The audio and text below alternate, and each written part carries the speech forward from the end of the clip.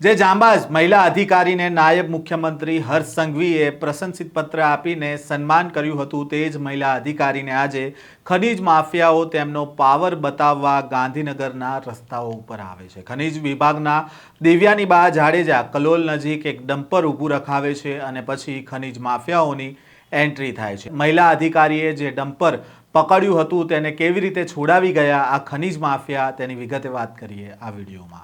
વૈષ્ણવજન તો તેને કહીએ જે પીડ પરાઈ જાનાને રે।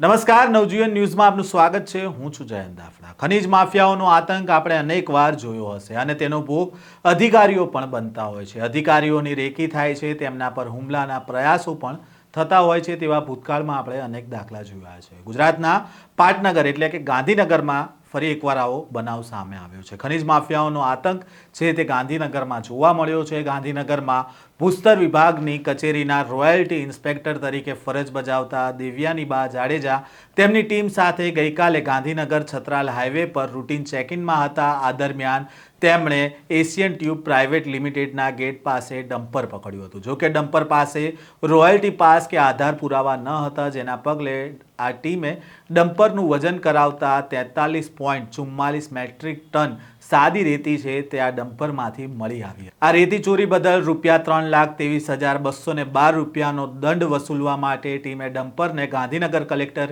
કચેરીએ લઈ જવાની કાર્યવાહી શરૂ કરી। ત્યારે કલોલ આંબેડકર 3 રસ્તા ઓવરબ્રિજ ઉતર્યા, ત્યારબાદ 2 બાઇક ઉપર 3 શખ્સો આવ્યા અને આ ડમ્પરને ઊભું રખાવીને શેઠ સાથે વાત કરો તેવું જણાવ્યું હતું ને આ સમયે એક લાલ કલરની ટી શર્ટ પહેરેલા એક વ્યક્તિ આ સરકારી ગાડી પાસે આવીને મહિલા અધિકારી સહિતની ટીમને ધમકાવે છે, ગાળો બોલે છે અને ડમ્પરના ડ્રાઈવરને ગાડી ભગાડી મૂકવા માટેની સૂચના આપે છે। આ દરમિયાન કેવા દ્રશ્ય ગાંધીનગરના રોડ ઉપર સર્જાયા હતા તેની ઉપર એક નજર કરીએ।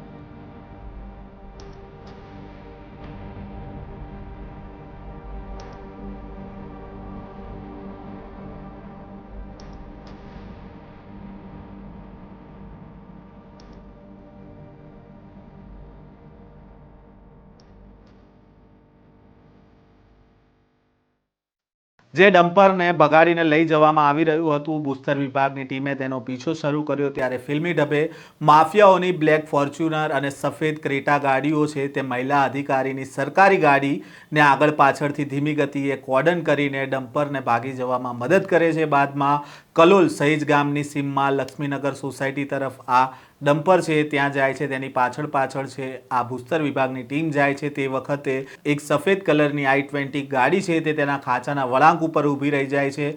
તેને બહુ હોર્ન મારવામાં આવે છે, છતાં તે ત્યાંથી નથી હટતી ને થોડી વાર બાદ જ્યારે આ ગાડી ત્યાંથી હટે છે અને ટીમ જ્યારે આગળ પહોંચે છે ત્યાં સુધી તો લક્ષ્મીનગર સોસાયટી ખાતે રેતી ખાલી કરીને આ ડમ્પર છે તે ડ્રાઈવર લઈને ભાગી જાય છે અને બાદમાં એક કિયા ગાડીમાંથી એક વ્યક્તિ આવીને સરકારી ગાડીના કાચ ઉપર હુમલો કરવાનો પ્રયાસ કરે છે અને બીભત્સ ગાળો બોલીને ત્યાંથી જતા રહેવાની ધમકી છે તે આ મહિલા અધિકારીને આપવામાં આવે છે। આ ઘટનાથી મહિલા અધિકારી સહિતની ટીમ છે તે ફફડી ઉઠે છે અને આ સમગ્ર બનાવ અંગે પોલીસ સ્ટેશનમાં ફરિયાદ કરવા માટે પહોંચે છે અને કલોલ તાલુકા પોલીસ સ્ટેશનમાં આ મામલે આ જે ખનીજ માફિયાઓ છે તેમની સામે ગુનો દાખલ કરવામાં આવ્યો છે। ઉલ્લેખનીય છે કે ગાંધીનગરમાં જો ખનીજ માફિયા આટલા તાકાતવર હોય અને જાહેરમાં આવીને આવી રીતે ધમકીઓ આપે અને ડમ્પર છોડાવીને જતા રહેતા હોય તો પછી અન્ય શહેરમાં તો શું થતું હશે તેનો આપણે અંદાજ પણ નથી લગાવી શકતા। આમ તો ખાણ ખનીજ ખાતું છે તે મુખ્યમંત્રી ભૂપેન્દ્ર પટેલ ધરાવે છે, પણ જે પાટનગરમાં